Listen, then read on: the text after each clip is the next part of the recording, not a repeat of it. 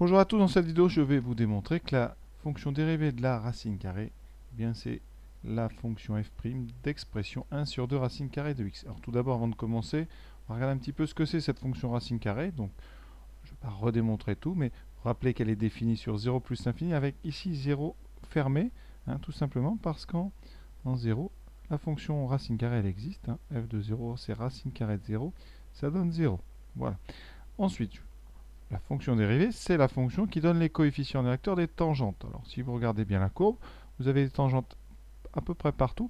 Il y a même ici un endroit au niveau de l'origine qui est très spécial parce que si on zoome, en 0, on a une tangente verticale. Je l'ai dessinée ici. Alors, tangente verticale, ça veut dire que si vous zoomez près de l'origine, la courbe va ressembler, va se rapprocher de plus en plus d'une courbe qui est une droite verticale. Problème, les droites verticales n'ont pas de coefficient directeur. Donc, pas de coefficient directeur. Et je vous rappelle, nombre dérivé, c'est le coefficient directeur des tangentes. Donc, si vous n'avez pas de coefficient directeur ici, vous n'aurez donc pas de nombre dérivé. Ça veut dire que quand on va calculer bien notre limite du taux d'accroissement, on va avoir un petit problème en 0. Voilà, donc on est parti. On va calculer donc la limite d'un taux d'accroissement. C'est la formule pour trouver le nombre dérivé. Donc f de a plus h moins f de a sur...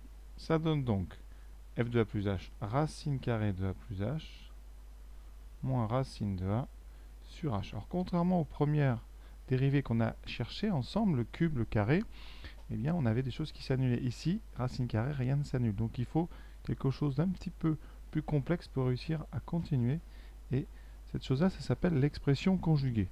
On va multiplier en haut et en bas par quelque chose d'assez étrange au départ, par racine de a plus h plus racine de a. Et comme on le multiplie en haut, eh bien on va multiplier aussi en bas par ça. Alors, pourquoi fait-on ça? Alors évidemment, là, il faut mettre des belles parenthèses, ici et là. Alors, cette expression conjuguée, c'est la somme des deux racines carrées au lieu d'avoir la différence. Alors, pourquoi? Parce que, eh bien, quand vous allez développer en haut, vous voyez, vous avez ici une soustraction, ici une addition. On a une identité remarquable. C'est grand A moins grand B multiplié par grand A plus grand B. Donc, en haut, quand on va développer, vous aurez ici donc a moins b fois a plus b, donc a carré moins b carré. Ça veut dire qu'ici, en développant, vous aurez racine carrée de a plus h au carré moins racine de a au carré. Et dessous, on aura donc ce h qui était déjà là et la nouvelle expression racine de a plus h plus racine de a, c'est-à-dire l'expression conjuguée de notre soustraction. Donc je refais une fois, et là je détaille bien. Donc en haut, vous avez racine de a plus h moins racine de a que multiplie racine de a plus h plus racine de a. Vous voyez bien, si j'appelle la première racine carrée grand A et la deuxième grand B, on a A moins B multiplié par ici grand A plus B. Et quand on développe, vous savez, ça donne A carré moins B carré. Donc ici, on va avoir A carré. L'avantage d'avoir A carré, eh bien, c'est que ça va faire disparaître la racine carrée, puisque racine de x au carré, c'est toujours égal à x, quand x est positif, évidemment. Donc ici, ça nous donne A plus H moins A sur, eh bien, H fois racine de A plus H plus racine de A. Les A, donc au numérateur, s'enlèvent entre eux. Il nous reste donc H ici et H en dessous. On va donc simplifier, comme on a fait plusieurs fois dans d'autres calculs, les H ensemble, ce qui nous laissera un 1. Et il nous reste quelque chose de très simple. 1 divisé par racine carrée de A plus H plus racine carrée de A. Voilà, ça c'est notre taux d'accroissement. Et maintenant, eh bien, on va essayer de voir qu'est-ce qui se passe quand h tend vers 0. Quelle est la limite de ce taux d'accroissement? Donc on va chercher limite quand h tend vers 0, donc du taux d'accroissement en A, c'est-à-dire la limite quand h tend vers 0 de 1 sur racine carrée de A plus H. Alors, est-ce que ça existe? Est-ce que c'est facile à trouver? Là, c'est vraiment d'exercice à la fin un petit peu difficile. Voilà, il va falloir avoir de l'intuition. Alors maintenant, on va faire un petit peu précis. Alors, je ne vous ai pas noyé au départ sur les conditions, mais dans quel cas est-ce qu'on peut faire ce taux d'accroissement?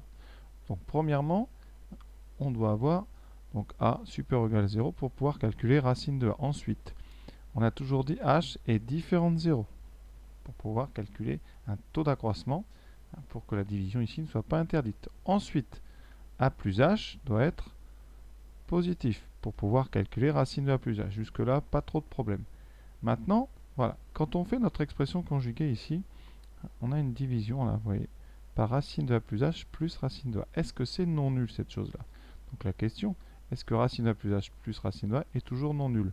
Alors, première remarque, les deux sont positifs. Donc racine de a plus h plus racine de a, il est nul si et seulement si, eh bien, les deux racines sont égales à 0. Ça veut dire qu'il faut que a plus h soit égal à 0 et en même temps a égale 0.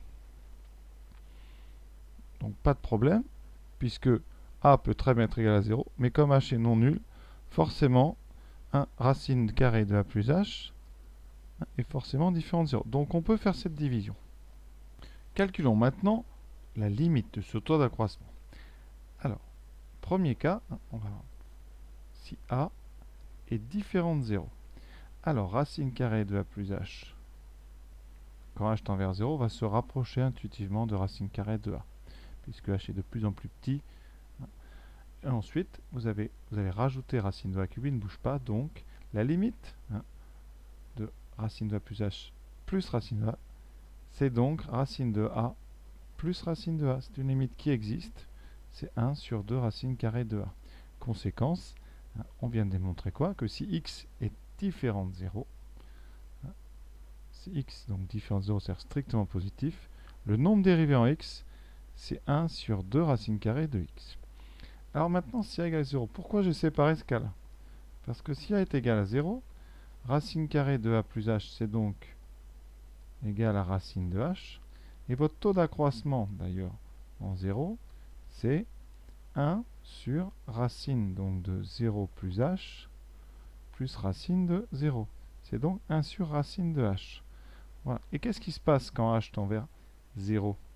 Eh bien, quand h tend vers 0, racine de h va tendre aussi vers 0. Et donc, vous allez avoir ici un nombre qui est 1 divisé par un nombre là qui se rapproche tout le temps de 0. C'est-à-dire, vous avez 0,01, 0,001.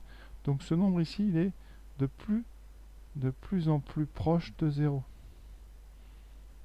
Et quand vous allez l'inverser, eh bien ce nombre, un inverse d'un nombre tout près de 0, c'est un très très grand nombre. Donc en fait, la limite du taux d'accroissement, ça va être plus l'infini. Ça veut dire que ce nombre ici, en l'inversant, va devenir de plus en plus grand. Donc quand on va s'approcher eh bien, de l'origine sur la courbe, les tangentes en dépendent de plus en plus grandes. Et la limite, ça va être une tangente verticale. Donc conclusion sur 0 plus l'infini ouvert en 0, très important, ouvert, la fonction est dérivable. Ça veut dire qu'il y a toujours une tangente non verticale. Et vous avez f' de x, le nombre dérivé en x, qui est 1 sur 2 racine carrée de x. En 0, cette fonction racine carrée n'est pas dérivable, très important. La limite du taux d'accroissement, c'est plus l'infini. Vous avez donc une tangente verticale. D'où eh bien, ce démarrage ici de la courbe très spéciale et propre à la racine carrée. Donc vous retiendrez bien, donc la fonction racine carrée, elle est définie sur 0 plus infini fermé, c'est-à-dire que f de 0 existe. Par contre, f' de 0 n'existe pas. F de 0 existe, et est égal à 0, et f' de 0 n'existe pas. Donc vous avez une fonction, un exemple, définie en 0, mais non dérivable en 0. Voilà, cette vidéo est terminée. J'espère donc avoir été clair. Et à très bientôt pour la prochaine qui sera la fonction dérivée de la fonction inverse.